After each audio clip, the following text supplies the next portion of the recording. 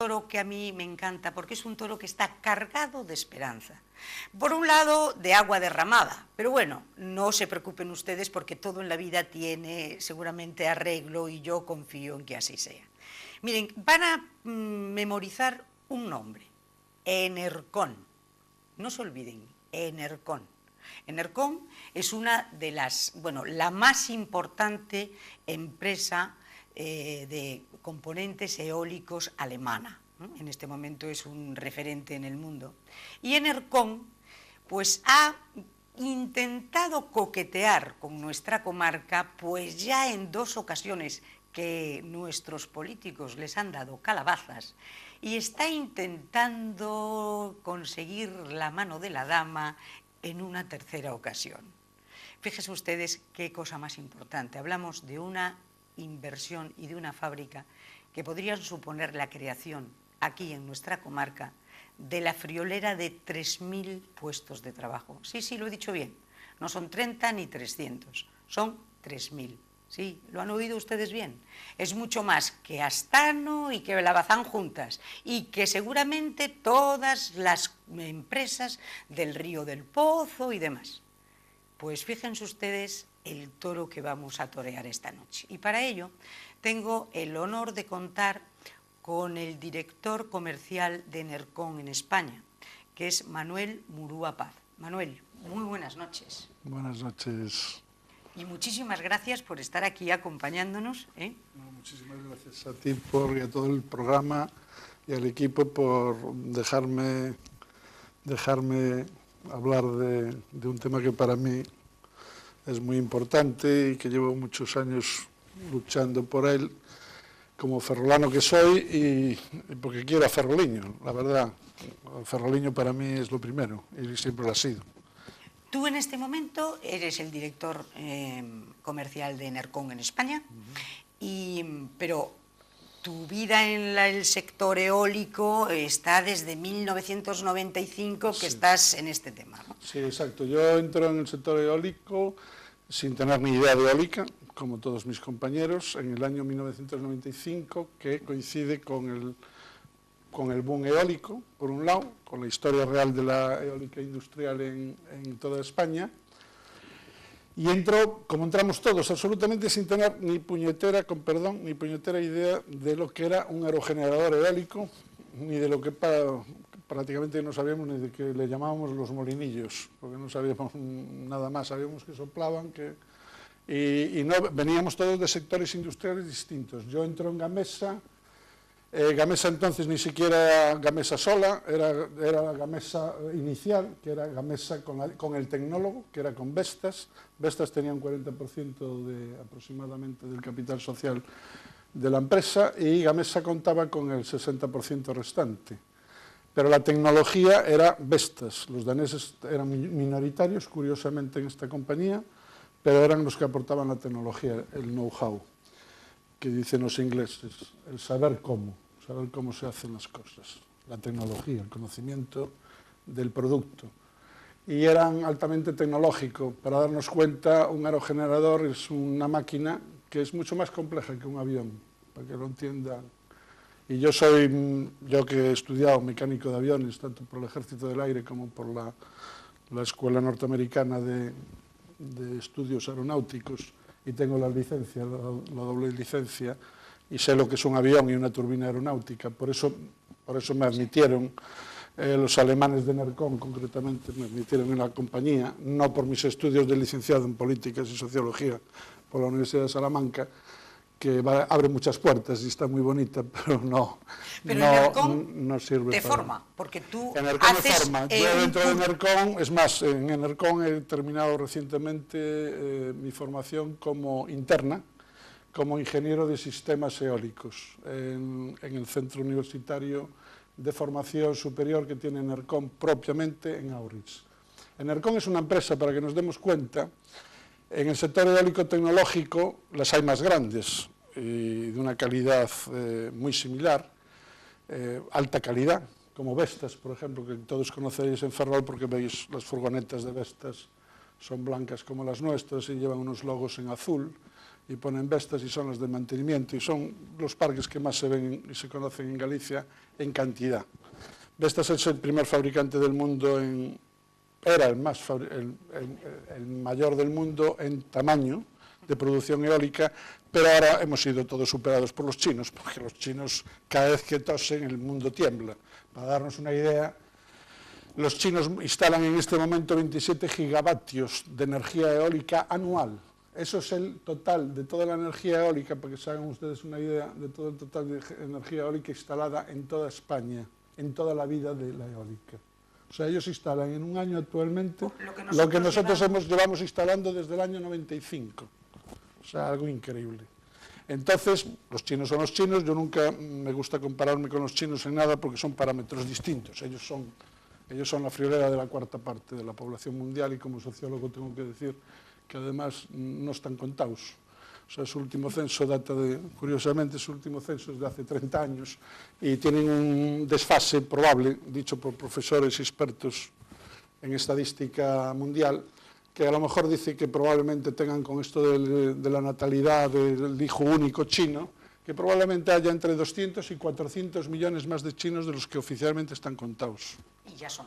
Y ya son. ¿Y tú empiezas en Enercon en qué año?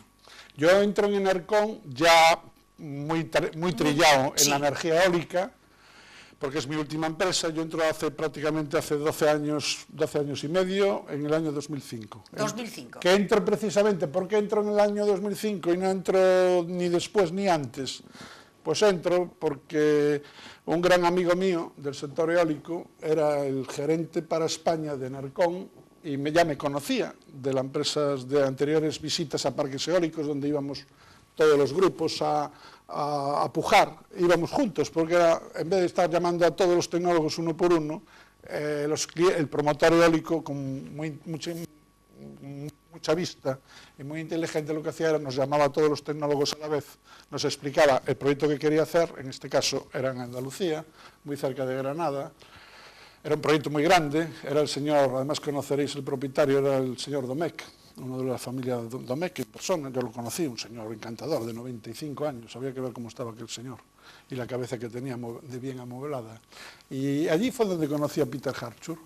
Peter Hartshorne era un hombre de 2 metros, tiene una percha impresionante, tiene unos conocimientos brutales, es un hombre que habla muy fluidamente el español porque vivió muchos años en Argentina, trabajando precisamente para Gamesa. Entonces él estaba en Gamesa como director allí de componentes de automoción y para camiones industriales, porque Gamesa era un holding, ya entonces se dedicaban a muchas cosas, una empresa vasca muy fuerte, donde Iberdrola tiene intereses accionariales, ha llegado a tener el 55% de la 55-60% de la compañía, hoy tiene un poco menos de porcentaje. Y entonces entra en contacto contigo. Entra en contacto, sí, efectivamente. Y decías, ¿por qué en el 2005? ¿Por qué en el 2005? Porque en el 2005 me llama Peter Hartshorne y me dice, mira, Manuel, como tú tienes muchísima experiencia en gestión de compras y logística y almacenes de sector eólico, que era mi puesto en Gamesa aquí, en Somozas, yo monté con mi equipo, el equipo directivo, me dieron ese cargo. Insisto, nadie veníamos de eólica porque en esos años no se podría venir de eólica nadie porque no había sector en España, entonces no había preparación, entonces te formaban ellos. Y entonces entrabas, si les gustabas te quedabas. Y entonces nos quedamos allí y entramos en Somozas, yo trabajaba en ese sector y en esas especialidades, y entonces él me quería, dijo, tú te vienes para aquí porque voy a montar una fábrica en Astano de Enercon y te vienes con el cargo de... El cargo tuyo va a ser director de toda la fábrica.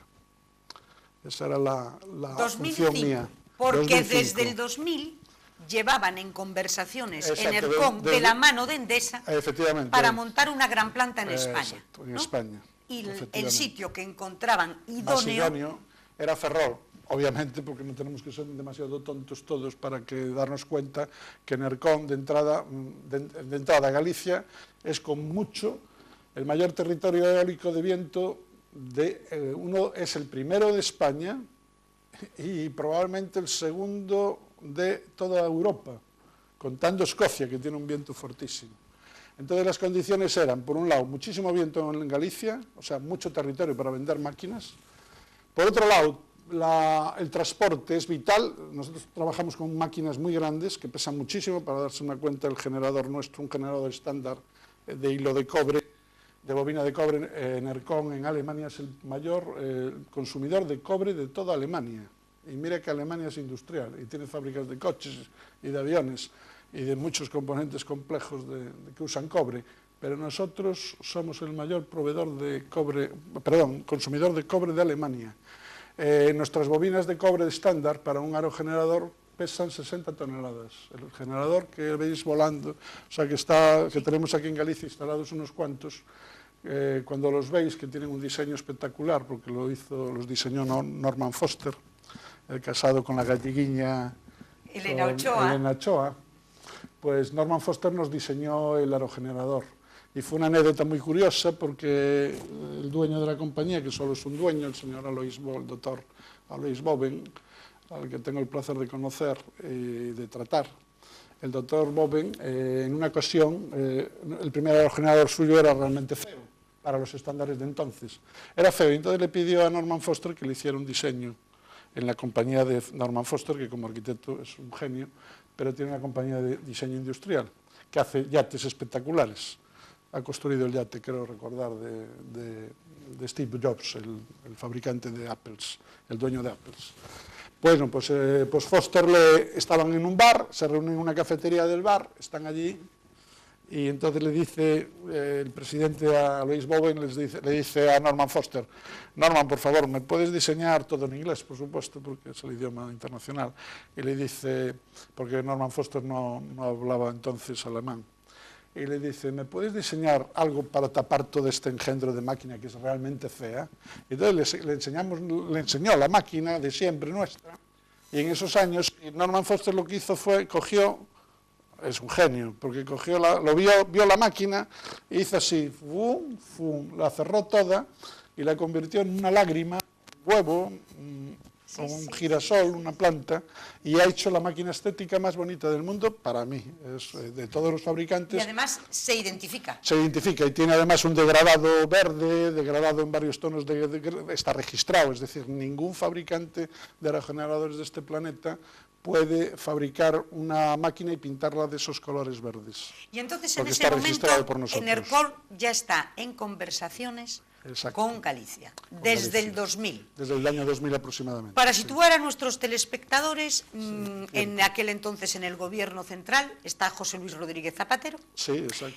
En la Xunta me parece que está Touriño. Exacto. Touriño, bueno, al final, porque coge el final de Fraga y el principio del bipartito, es un poco tierra de nadie, y se encuentra como primer problema que esta especie de maravilloso polígono industrial ya hecho, que es Astano y Menosa, pertenece a 6 administraciones diferentes, con lo cual la jungla administrativa y política era ¿qué hace? Terrorífica. ¿Cómo está el panorama? Vienen los alemanes, vienen los presidentes de allí, los hablan con unos, cuentan. Exacto, vienen los alemanes es gente muy discreta, podrían tener un avión privado por dinero, no lo tienen, entonces tienen que venir en vuelos regulares, y viajan en regular, y como desde Bremen, nuestra central, el aeropuerto más cercano a Aurris es Bremen, que está a 120 kilómetros, es un aeropuerto como Santiago de Compostela, como el antiguo de Santiago de Compostela. Sigue a día de hoy igual de antiguo, pero funcionan los grifos.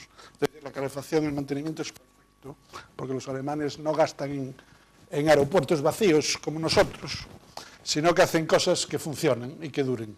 También tienen sus problemas, porque recientemente todos nos hemos enterado de la desfeita que han hecho con el aeropuerto de Berlín, que es famosa, pero han rodado cabezas, muchas cabezas políticas han rodado.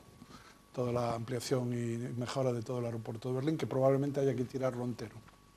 Y con eso tiene 85.000 fallos detectados. ¿Y aquí con qué entonces, se encuentran? Aquí se encuentran, esta gente llega aquí, y se encuentran un panorama que muy bien, lo reciben perfectamente, muy bien y tal, y dicen, miren, nosotros traemos este proyecto. Pero venían de perfil bajo, también todo hay que decirlo, ¿no? Venían gente discreta, de perfil bajo, dicen, nosotros tenemos este proyecto. Este proyecto consistía en montar, para nada menos que de la mano de Endesa que entonces era española todavía, no italiana como hoy, vienen y ponen el siguiente proyecto encima de la mesa. Dice, nosotros ponemos 2 plantas industriales importantes, 2 fábricas importantes en Imenosa, una de ellas para fabricar las mayores palas del mundo, porque nosotros fabricamos el mayor aerogenerador del planeta, un aerogenerador de 7,5 megavatios, que para que se dé cuenta la gente, con un aerogenerador de esos alimentamos una ciudad como todo Narón y todo Ferrol juntos, con un solo molinillo. Y entonces le íbamos a fabricar las palas de ese molinillo. Esas palas miden la friolera de 65 metros de longitud, cada pala, y pesan 32 toneladas. Y están hechas con madera de balsa, que es muy cara y fina, es un componente muy ecológico porque se puede recuperar, con fibra de carbono, que es con lo que se hacen los planos de los aviones y los componentes de aviación y Fórmula 1 y yates deportivos de competición. Es que además la fibra de carbono muy poca gente sabe que la inventamos los españoles. En Valencia concretamente fue un catedrático de la Universidad Valenciana. El que descubrió, buscando otros materiales, descubrió uno que dijo, coño, esto parece que tiene futuro, que puede tenerlo, y nada más y nada menos que estamos hablando que era la fibra de carbono, que hoy todo el mundo, en todo el planeta se fabrica y que está puesta en todas partes y en todos los aviones y que, vamos, que no hay nada caro que no esté hecho con fibra de carbono. Entonces se encuentran que ponen esas 2 fábricas encima de la mesa. Inicialmente son modestos, obviamente cada fábrica tiene su futuro, ¿no? Entonces dicen, ponen encima de la mesa pues 900 puestos directos, que era esa fábrica de palas y una fábrica de envolventes de aluminio, de carcasas de aluminio de alta tecnología, que es muy difícil de soldar.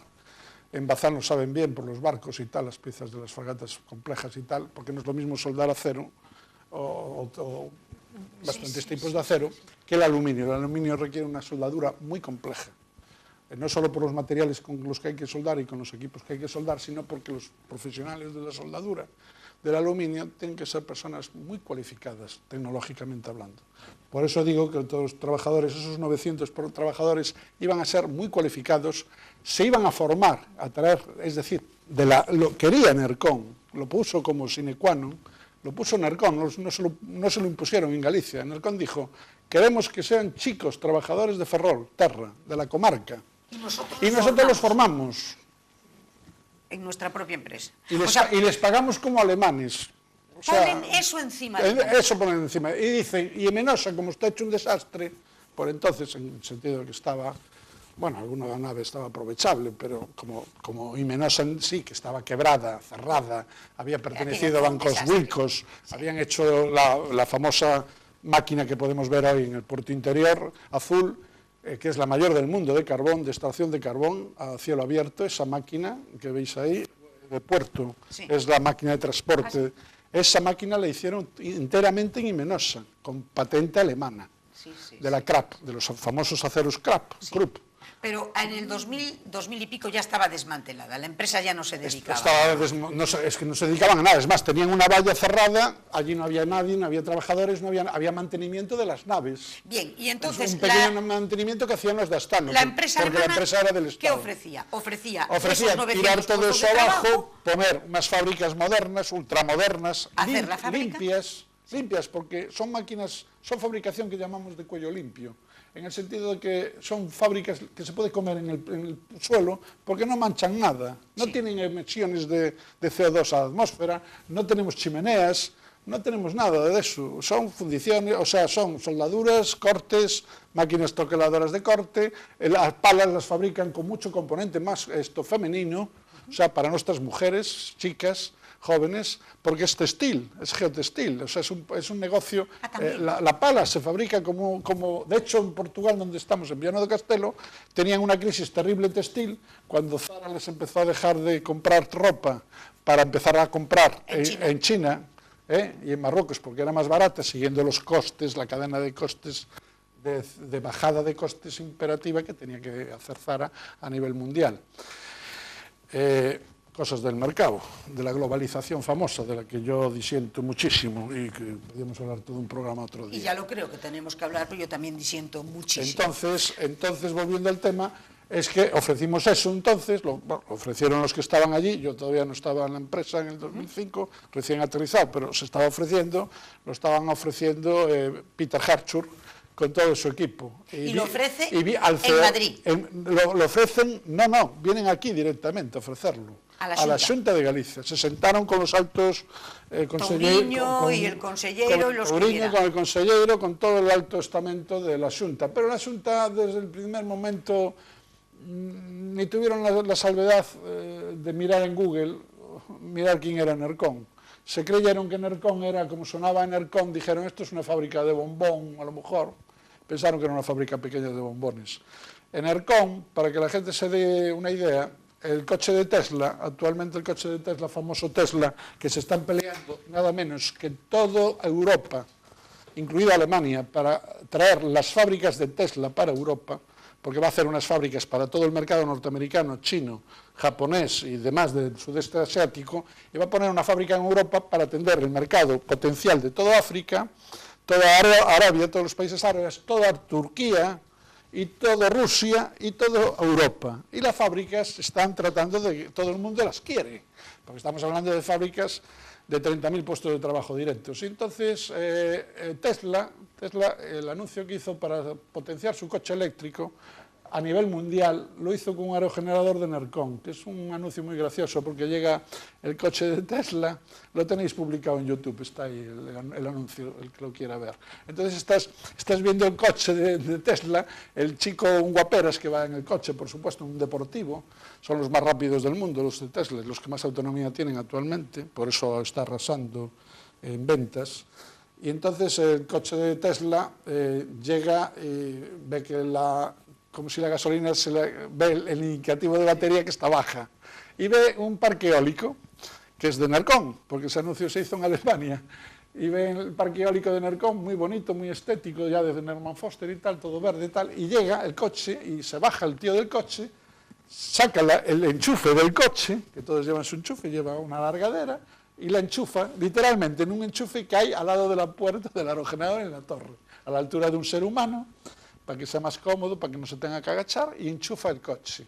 Por supuesto es un anuncio, porque ningún aerogenerador tiene un enchufe de esos así, y ningún aerogenerador directamente puede enchufar a un coche, porque la tensión de un aerogenerador es como el de una central eléctrica, para que nos demos una idea. O sea que alta tensión. La Xunta en el 2005 se lo echa abajo. Se lo echa abajo. ¿Y Madrid? ¿Llegan a hablar con Madrid? Llegan a hablar con Madrid... ¿Con la administración de Zapatero? No. Porque la Xunta no le interesa. No le interesa, y si no le interesa la Xunta de Galicia, ellos se van. Bien, Endesa se queda seriamente preocupada, porque Endesa era una persona... Estamos hablando de Endesa, ¿eh? Sí, que le interesaba en ese momento. Le interesaba en ese momento porque Endesa tenía ya fábrica, tecnología propia de eólica, tenía MADE, fabricante de aerogeneradores MADE. Sí. Lo iniciaron ellos, pero no podían continuar, era una tecnología ya obsoleta, al final fue absorbida pocos años después por Gamesa. ¿Y ellos la Xunta da algún tipo de explicaciones? No. Argumenta que a lo mejor que hasta no les pertenece, que les pertenece a 6 administraciones distintas, que ellos no pueden hacer nada, que están los sindicatos, que están...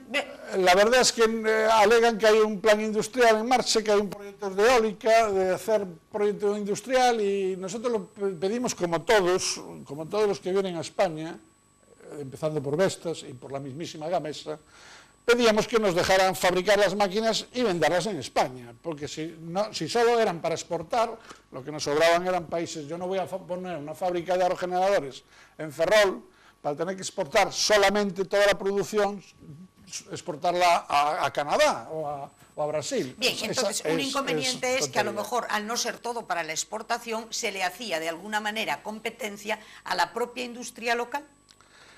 Eólica local, no, sí. no, para nada.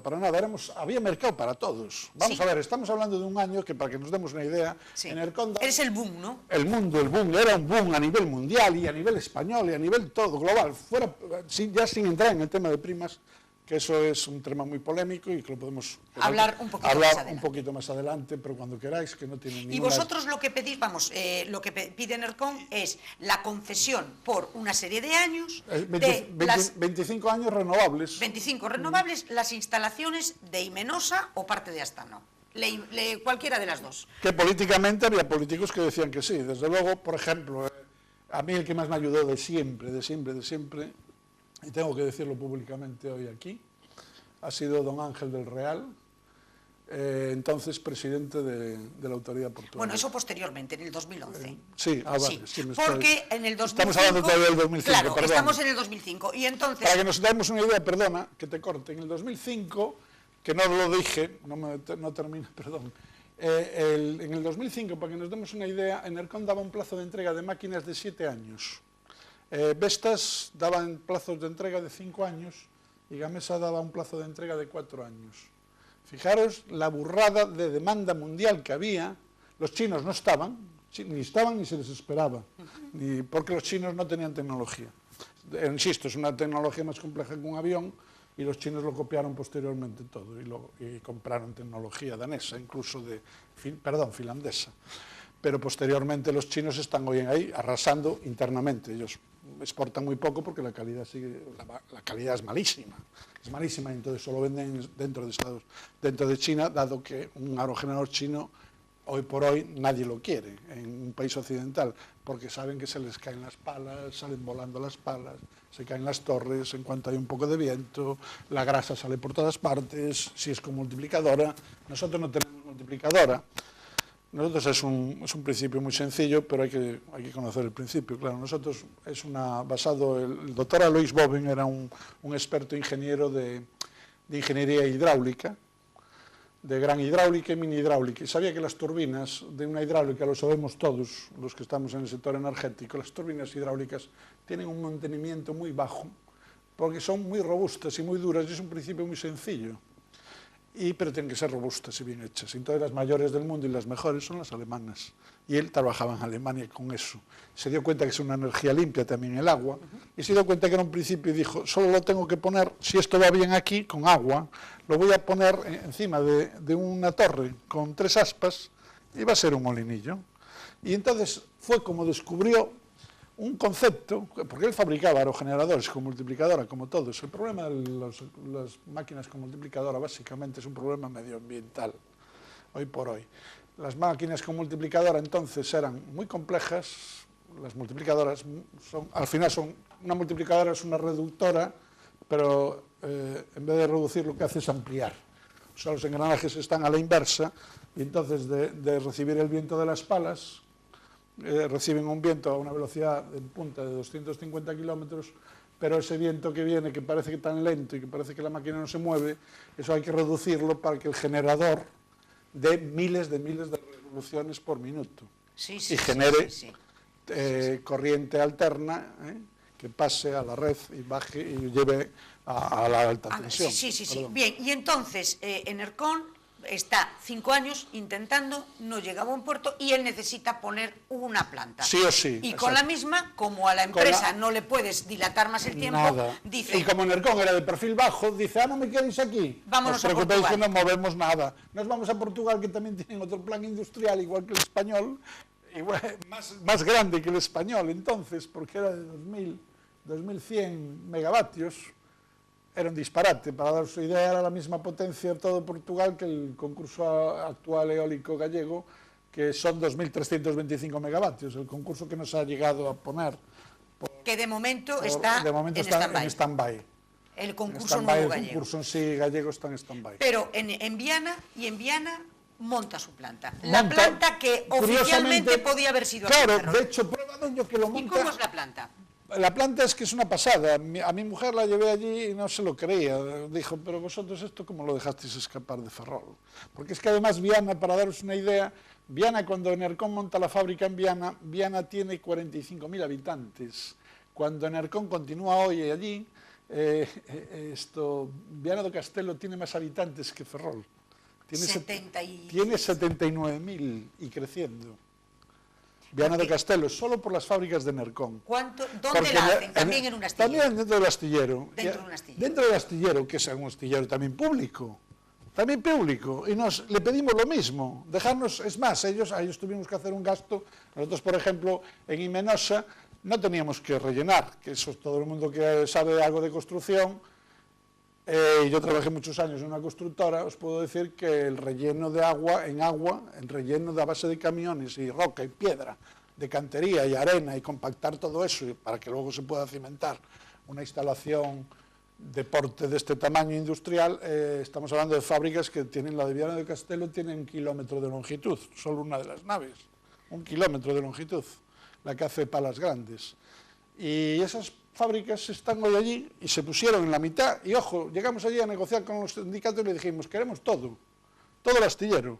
Y ellos en aquel entonces, en los años, estamos en el 2005, nos dicen que todo no, por Dios, nos dicen los sindicatos portugueses navales, a semejanza de los de Ferrol, de la ría de Ferrol, por el histórico, digo, por las similares consecuencias y de ideología de izquierda, eso ahí no voy a entrar, pero eran de izquierda, podían ser de derechas, pero siendo de izquierdas, pero con su ideología esta que a veces no tienen no ven a largo plazo, sino que solo ven a muy corto plazo por sus intereses, o por lo que fuera. El caso es que los sindicatos nos dicen, no, solo el medio astillero, ustedes ponen una valla en el medio del astillero, el otro medio astillero, seguimos haciendo ferries, que fabricamos ferries y nos va genial con los ferries. Y ponéis la valla. Y ponemos la valla, y pasan los años, y llegamos al 2008, del 2005 al 2008, nosotros en el 2009, ya en el 2008 estaban las fábricas probándose, ya funcionando, ya con empleados, en pruebas. En el 2009 se inauguran las instalaciones, las fábricas, y en el 2009 están quebradas toda la sección de naves, toda la sección naval está totalmente cerrada. Los ferries. Los ferries. Hoy, a día de hoy, sigue cerrada. Tienen un personal de mantenimiento del público del Estado, allí tienen 100 personas manteniendo las maquinarias para que el astillero algún día pueda seguir fabricando barcos, porque es público. Pero no fabrica nada, está totalmente cerrado. Y por ese motivo, nosotros seguíamos creciendo, y como no nos dejaron la mitad del astillero, tuvimos que ir a poner la tercera y la cuarta fábrica, porque eran dos, recordar que eran dos los de Ferrol, pues pusimos una tercera y una cuarta, porque seguimos ampliando, y nosotros sabíamos que íbamos a crecer, pusimos una tercera y una cuarta de componentes, al lado, a 8 kilómetros, para daros una idea a la altura de Narón, pues en Narón nos dejaron, imaginaos el río del Pozo, pues allí sí que nos dejaron, como hicieron en el río del Pozo, cuando y allí pusimos las otras 2 plantas.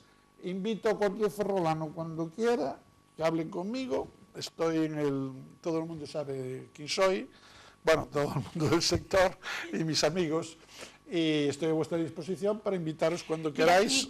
Montamos un autobús y vamos a ver las fábricas para que veáis que yo no miento. A día de hoy, Manuel, ¿cuántos puestos de trabajo directos está dando Enercon en Viana do Castelo? 3.000 puestos directos de Enercon de plantilla, 3.000, y ojo, cada puesto directo en alta tecnología, como es la eólica, genera de 2 a 4 puestos de trabajo indirectos.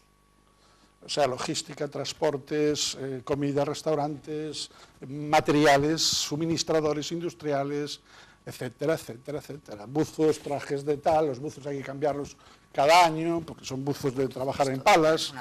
Es una barbaridad de trabajo. Es una barbaridad. O sea, para aquí sería, bueno, la lotería. Hombre, aquí en Enercon nos toca la lotería, si lo vuelvo a intentar traer a... Pero de repente tú ya estás trabajando en Enercon, ya está funcionando a pleno rendimiento, Viana está funcionando muy bien. Todas las semanas casi. Yo remito a todos nuestros telespectadores que se metan en Enercon, Portugal. O en www.enercon.de, o sea, de Dinamarca de España, porque es Deutschland, es alemán. Sí. Os invito a que entréis en la página web de Enercon y veréis que Enercon es una empresa de coña. Y desde luego las fábricas en Viana son espectaculares. Sí. Todo lo que hacen, toda la... Hombre, para darse una idea de lo que es Enercon, y veréis por dónde voy, nuestro dueño es la persona más ecológica que conozco, desde el buen sentido de la palabra ecología. Yo estudié ecología humana como sociólogo industrial, teníamos una asignatura que se llamaba Ecología Humana, entonces a mí no me da lecciones nadie de ecología, y lo tengo que decir así, porque yo he oído muchas tonterías de gente que habla cosas que no sabe. Nuestro dueño es muy ecologista, y precisamente como es muy ecologista se da cuenta que sus molinillos que está fabricando él un día, sus aerogeneradores o sus turbinas, como queramos llamarles, ven que se está quedando todo con la grasa, está cayendo la grasa por los tubos de toda la competencia, y de los suyos también, menos porque los cuidaba ese tema más, porque lo sabía las consecuencias, y entonces se da cuenta y dice, no, esto no es viable. Si queremos ser ecologistas, si queremos producir viento con máquinas de viento, tiene que ser tecnología limpia. Y entonces va y descubre, basándose en sus conocimientos de hidráulica, descubre la máquina que hoy en día está intentando copiar todo el sector. Ese fue su éxito. De hecho, hoy es uno de los hombres más ricos del mundo. Está en la lista Forbes, creo que todos los años va subiendo. No es Amancio Ortega, obviamente, pero tampoco le interesa porque es un hombre muy sencillo. Y como Amancio, también es sencillo, pero bueno, eso son distinciones, cada uno llega a donde llega. Pero debe ser la fortuna, la última vez que lo miré estaba en el puesto 130. Bien. De las mayores fortunas del mundo. Pero tenemos un barco, perdona, para que los ferrolanos se den cuenta de que era Enercon y de que sabía del sector naval y de los barcos y los astilleros. Nosotros construimos en Alemania un prototipo de un barco que funciona por viento.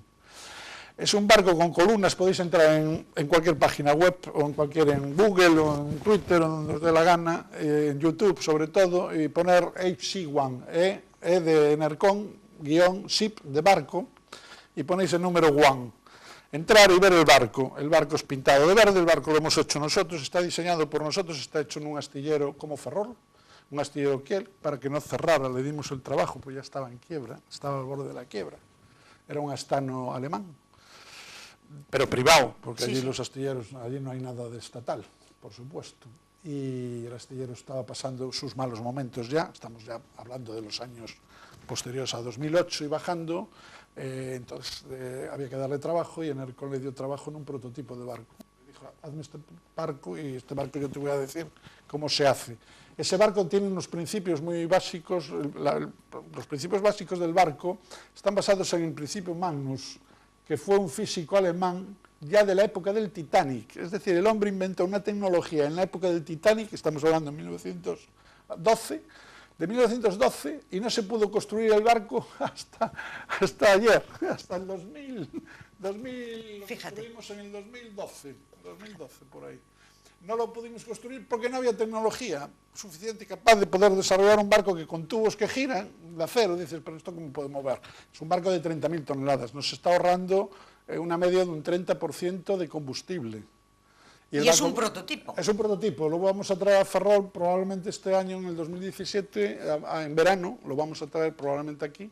Si hay un proyecto que tengo ahí de 30 millones de euros en Mondoñedo para poner un parque eólico de un buen amigo mío, que si sale bien, y parece que todo va enfilado de momento a que salga bien, el proyecto es un proyecto ya muy antiguo, está ya muy maduro el proyecto para desarrollar, y las máquinas son 9 aerogeneradores, 8 o 9, grandes máquinas, se van a traer el juego entero, o sea, en un solo viaje va a bajar el barco desde nuestro central de Bremenhaven, el puerto de Auritz, porque Auritz es un puerto de interior. Es una ciudad que no tiene puerto, está a 20 kilómetros de la costa, pero tiene un río nada más navegable con barquitos muy pequeñitos de pasajeros. ¿Me perdonas un segundo? ¿Sí? Lo dejamos aquí, vamos a publicidad